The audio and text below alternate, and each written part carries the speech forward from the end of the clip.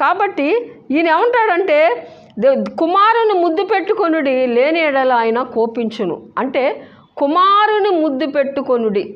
దేవుని స్తోత్రం. ఒక వ్యక్తి ఏమన్నాడంటే,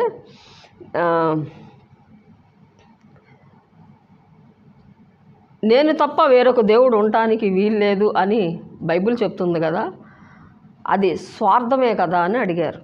దేవుని స్తోత్రం. స్వార్థమే. ఎందుకనంటే దేవుని స్తోత్రం, యేసు ప్రభు వారు ఏమంటున్నారంటే, దేవుని స్తోత్రం, నీవు నా సొత్తు, నేను వెలపెట్టి నేను కొని ఉన్నాను అంటున్నాడు. దేవుని స్తోత్రం. ఆ తర్వాత ఆయన ఏమంటాడంటే, నేను తప్ప వేరొక దేవుడు ఉండకూడదు అంటున్నాడు. ఎందుకనంటే ఆయన మనల్ని సృష్టించినటువంటి సృష్టికర్త.